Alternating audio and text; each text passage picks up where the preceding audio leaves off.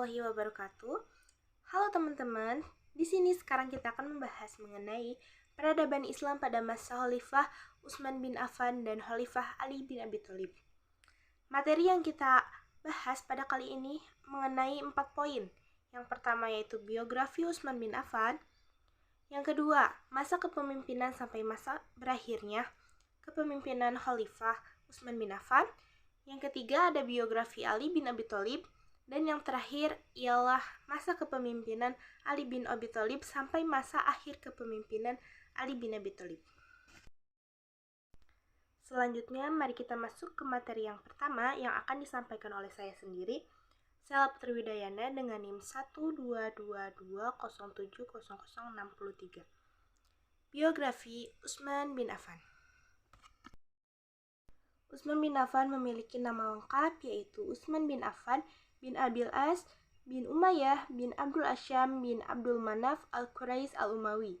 Ibunya bernama Arwa binti Quriz bin Rabi'ah bin Habib bin Abdul Asyam bin Abdul Manaf. Silsilah Utsman bin Affan dari garis ayah bertemu dengan silsilah Nabi Muhammad pada Abdul Manaf atau silsilah kelima. Sedangkan dari garis ibu bertemu pada silsilah ketiga yaitu pada ibu Arwa, Baidah binti Abdul Muthalib, bibi Nabi Muhammad Shallallahu Alaihi Wasallam. Utsman bin Affan lahir di kota Mekah pada tahun ke-6 tahun Gajah atau 376 Masehi, kira-kira 5 tahun setelah kelahiran Nabi Muhammad Shallallahu Alaihi Wasallam. Utsman bin Affan biasa dipanggil dengan sebutan Abu Abdillah, Abu Amr, dan Abu Layla. Sebutan lain yang cukup populer di kalangan kaum muslimin adalah gelar Dzunurain, yaitu artinya memiliki dua cahaya.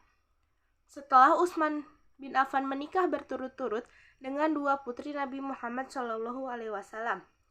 Yang pertama, ia menikahi Ruqayyah. Yang kedua, setelah Ruqayyah meninggal, ia dinikahkan lagi oleh Nabi Muhammad SAW dengan putrinya yang lain yaitu Ummi Kulsum. Dari golongan Bani Umayyah, Utsman termasuk seorang pertama yang memeluk Islam atas ajakan Abu Bakar As-Siddiq dan termasuk kelompok sahabat As-Sabiqunal Awalun yang dijamin masuk surga. Beliau merupakan salah satu sahabat yang dikagumi Nabi Muhammad Shallallahu Alaihi Wasallam berkaitan dengan pola hidupnya yang sederhana walaupun kaya, soleh, dermawan. Kekayaannya digunakan untuk kemajuan dan kejayaan Islam. Di antaranya, membeli sumur raunah milik seorang Yahudi seharga 12.000 dirham ketika kaum muslimin Madinah kekurangan air, membantu keperluan laskar pada perang Tabuk dengan 950 ekor unta, 59 ekor kuda, dan uang sebesar 1.000 dinar. Memperluas Masjid Nabawi senilai 15.000 dinar dan Masjidil Haram senilai 10.000 dinar. Di samping itu, beliau selalu siap kapan saja membantu kaum muslimin yang membutuhkan bantuan. Setelah Khalifah Umar bin Khattab wafat, Utsman bin Affan terpilih menjadi khalifah ketiga. Pemerintahannya berlangsung selama 12 tahun dari tahun 23 Hijriah atau 646 Masehi sampai tahun 35 Hijriah 656 Masehi.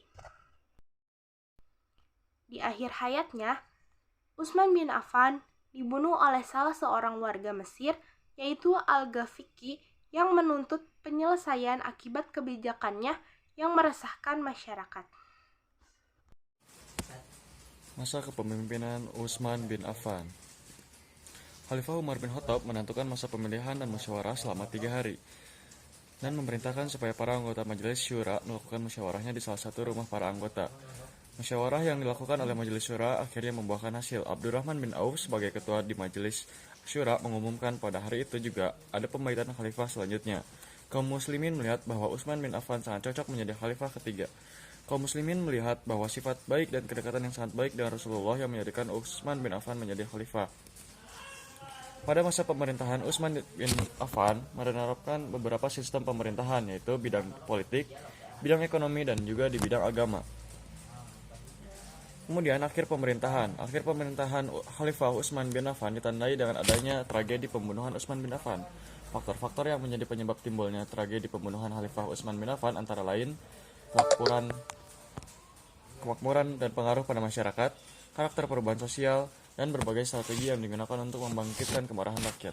Sekian, saya Muhammad Ilham Palevi. Terima kasih atas kesempatan waktu.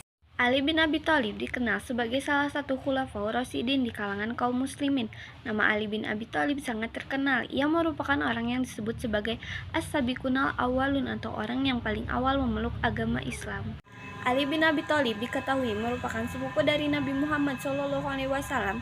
Ia merupakan anak dari paman Rasulullah SAW yang bernama Abu Thalib. Ali dikenal sebagai khalifah keempat setelah Utsman bin Affan, sekaligus khalifah terakhir dalam jajaran kekhalifahan Khulafaur Rasyidin. Adapun biografi Ali bin Abi Thalib, Ali bin Abi Thalib dilahirkan di Mekah, daerah Hijaz, Jazirah Arab pada tanggal 13 Rajab. Menurut sejarawan, Ali dilahirkan 10 tahun sebelum dimulainya kenabian Muhammad SAW sekitar tahun 601 Masehi. Beliau bernama asli Haidar bin Abu Thalib, namun Rasulullah SAW tidak menyukainya dan memanggilnya Ali, yang berarti memiliki derajat yang tinggi di sisi Allah Subhanahu wa Ta'ala. Ali mempunyai ayah bernama Abu Thalib yang juga merupakan paman dari Nabi Muhammad SAW, dan ibu Ali bin Abi Thalib bernama Fatimah binti Asad. Ketika Rasulullah SAW mulai menyebarkan Islam, Ali saat itu berusia 10 tahun. Namun ia mempercayai Rasulullah SAW dan menjadi orang pertama masuk Islam dari golongan anak-anak. Masa remajanya banyak dihabiskan untuk belajar bersama Rasulullah SAW, sehingga Ali tumbuh menjadi pemuda cerdas, berani, dan bijak. Jika Rasulullah SAW adalah gudang ilmu, maka Ali ibarat kunci untuk membuka. Dalam biografi Ali bin Abi Thalib diketahui bahwa saat Rasulullah SAW hijrah, Ali bin Abi Thalib menggantikan Rasulullah SAW tidur di tempat tidurnya, sehingga orang-orang Quraisy yang hendak membunuh Nabi terperdaya. Setelah masa hijrah dan tinggal di Madinah, Ali bin Abi Thalib dinikahkan Nabi dengan putri kesayangannya, yaitu Fatimah Az-Zahra. Ia tidak hanya tumbuh menjadi pemuda cerdas, namun juga berani dalam medan perang. Bersama Zulfikar, pedagangnya, Ali banyak berjasa membawa kemenangan di berbagai medan perang, seperti Perang Badar, Perang Khandaq, dan Perang Khaybar. Setelah wafatnya Rasulullah, timbul perselisihan perihal siapa yang akan diangkat menjadi khalifah. Kaum Syiah percaya Nabi Muhammad telah mempersiapkan Ali sebagai khalifah, tetapi Ali dianggap terlalu muda untuk menjabat sebagai khalifah. Pada akhirnya Abu Bakar yang diangkat menjadi khalifah pertama. Setelah terbunuhnya Utsman bin Affan, keadaan politik Islam menjadi kacau. Atas dasar tersebut, Zubair bin Awam dan Thalhah bin Ubaidillah mendesak agar Ali segera menjadi khalifah. Ali kemudian dibaiat beramai-ramai, menjadikannya khalifah pertama yang dibaiat secara luas. Namun kegentingan politik membuat Ali harus memikul tugas yang berat untuk menyelesaikannya. Dalam biografi Ali bin Abi Thalib diketahui bahwa beliau meninggal di usia 63 tahun karena pembunuhan oleh Abdurrahman bin Muljam. Pembunuh itu merupakan seseorang yang berasal dari golongan Khawarij atau golongan pembangkang. Ali bin Abi Thalib menghembuskan napas terakhirnya pada tanggal 21 Ramadan tahun 40 Hijriah atau 29 Januari 661 Masehi. Ali dikuburkan secara rahasia di Najaf. Bahkan ada beberapa riwayat yang menyatakan bahwa ia dikubur di tempat lain.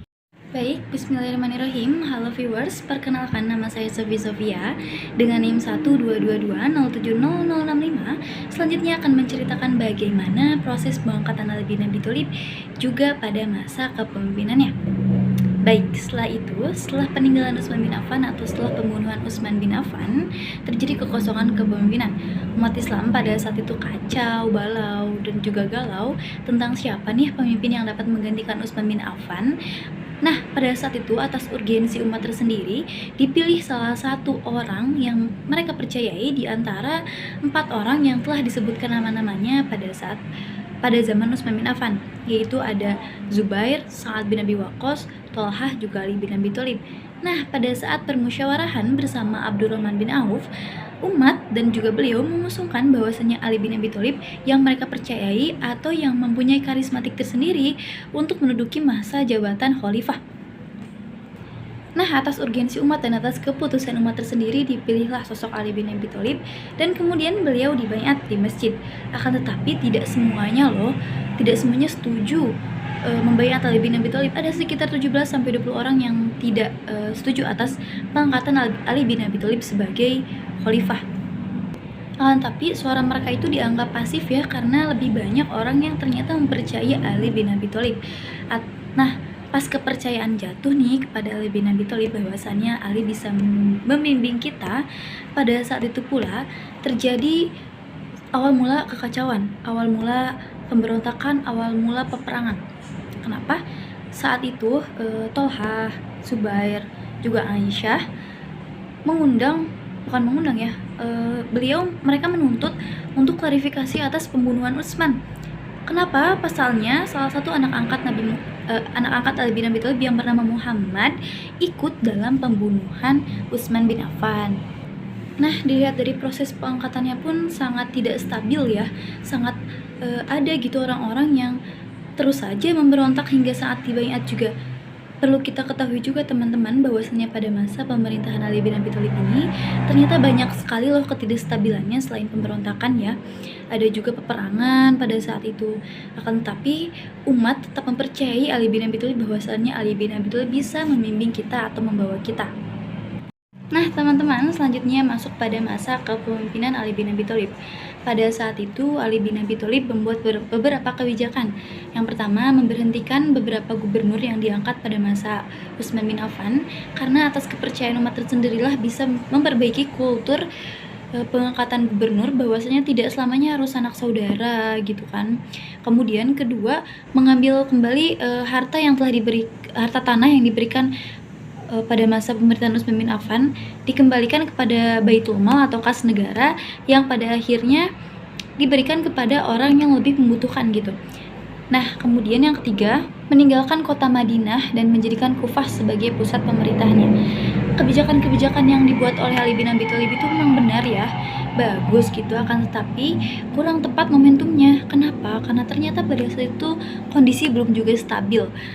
Nah, pada saat itu ada Mugiroh dan Ibnu Abbas memberikan nasihat bahwasannya tunda dulu saja kebijakannya, tunggu kondisi lebih stabil atau lebih membaik. Tetapi Ali berterus terang atas kebijakannya. Akhirnya, hal itu memicu pemberontakan yang akan terjadi. Di antaranya ada Tolhah dan Zubair yang on kembali nih energinya. Bahwasannya pada saat itu mereka mengaku pada saat membaiat Ali tidak sangat terpaksa. Ada syarat yang memang ingin mereka penuhi, ada hal yang memang ingin mereka inginkan gitu. Saya membaiat Anda, tapi Anda harus menjadikan kami sebagai gubernur pada saat itu. Tapi karena Ali punya karismatik tersendiri, dan akhirnya Tolha dan Zubair itu merasa kecewa. Mereka pergi ke Mekah untuk umroh. Kemudian waktu di Madinah bertemu dengan Aisyah. Aisyah ini kena hasut deh, bahwasannya sama-sama sedang meminta klarifikasi atas pembunuhan Utsman. Karena pada saat itu salah satu anak angkat Ali itu yaitu Muhammad ikut dalam pembunuhan Utsman. Nah, Tolhah dan Zubair juga mengajak orang-orang yang diberhentikan oleh Ali bin Abi Thalib di Yaman dan di Basrah, ada Ya'la dan Abdurrahman bin Amir gitu.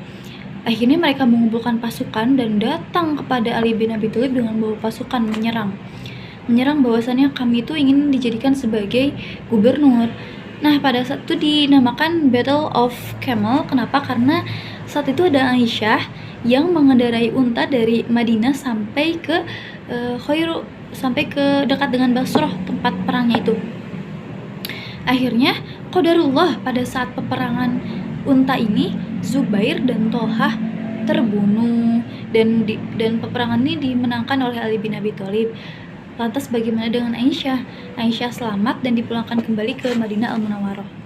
Nah, 2 tahun setelahnya, itu pada tahun 37 Hijriah, terjadi kembali Perang Siffin, yaitu perang di mana Muawiyah tidak terima bahwasannya beliau akan dicopotkan jabatannya. Beliau ini karismatiknya bagus, kepemimpinannya bagus, bahkan dipercayai pada sejak zaman Umar hingga Utsman wafat gitu. Tetapi beliau ini egois, tidak ingin mencopotkan jabatannya, tidak ingin memberikannya kepada yang lain, justru malah makin haus kekuasaan. Bahkan Mugiroh pun berkata seperti itu kepada Ali bin Abi Thalib. Nah, kan Muawiyah ini dipecat ya teman-teman oleh Ali bin Abi Thalib. Tetapi dan Muawiyah juga Mohon maaf, Muawiyah juga ikut memprovokasi bahwasannya Ali bin Abi Thalib itu ikut dalam pembunuhan Utsman bin Affan. Pada saat itu, Muawiyah itu mengecam Ali, tapi Ali bin Abi Thalib tetap menunjukkan perdamaian, bahwasannya perdamaian itu memang lebih baik di antara kita gitu. Cara yang sama yang dilakukan oleh Zubair dan Tolhah pada saat itu, Muawiyah mengangkat pedang dan mengajak orang-orang yang memang diturunkan pada masa kepemimpinannya, pada masa gubernurnya gitu, pada masa jabatannya yang diturunkan, diajak sama Muawiyah ini untuk perang untuk menentang Ali gitu. Akhirnya terjadi peperangan tersebut di pinggiran kota Siffin, dan di sana Muawiyah mendesak Ali bin Abi Thalib untuk turun pada masa pemerintahan itu. Kenapa? Karena Muawiyah ini merasa bahwa dirinya lebih pantas untuk menduduki khalifah. Dilihat dari track recordnya gitu ya, beliau duduk membawahi Damaskus, Syam pada masa Umar hingga pada masa Utsman, sehingga terlihat track recordnya gitu. Nah, pada saat itu Ali bin Abi Thalib berhasil mendesak pasukan Muawiyah. Akan tetapi salah satu pasukan Muawiyah yang bernama Amr bin Ash tiba-tiba mengangkat Al-Quran dengan tangan kanannya, bahwasanya hal itu menunjukkan perdamaian, ingin damai di perang itu teh. Padahal kemenangan telah di depan mata oleh pasukan Ali bin Abi Thalib.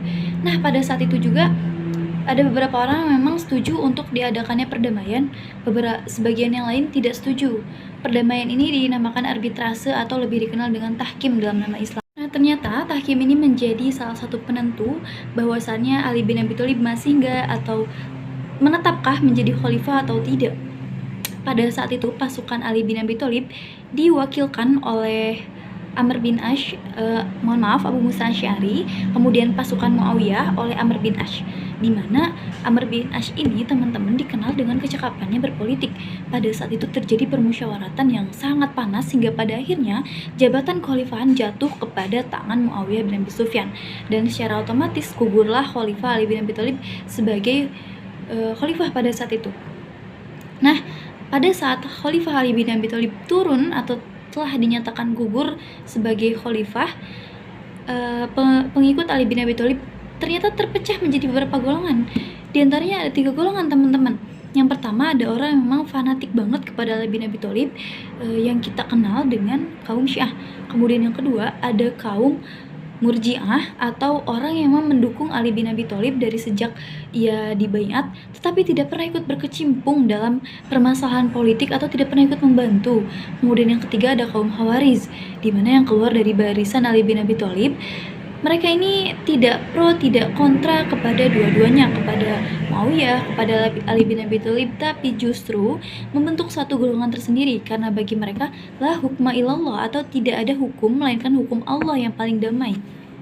Lantas hal tersebut menjadi semboyan kelompok mereka dalam Quran surat Al-Maidah surat kelima ayat 44. Kemudian setelah itu pergerakan kaum Khawarij ini tidak berhenti di sana saja, teman-teman. Pergerakan kaum Khawarij justru menuntut kejelasan atas kepemimpinan ini sebenarnya bagaimana gitu. Karena mereka tetap pada semboyannya, yaitulah hukma ilallah.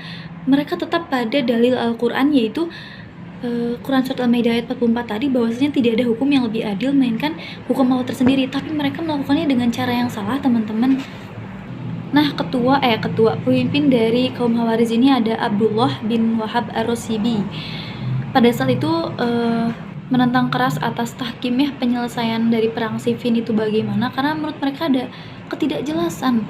Tetapi pada akhirnya oleh Ali bin Abi Thalib berhasil ditumpas. Mereka kaum Khawarij itu berhasil ditumpas oleh Ali bin Abi Thalib.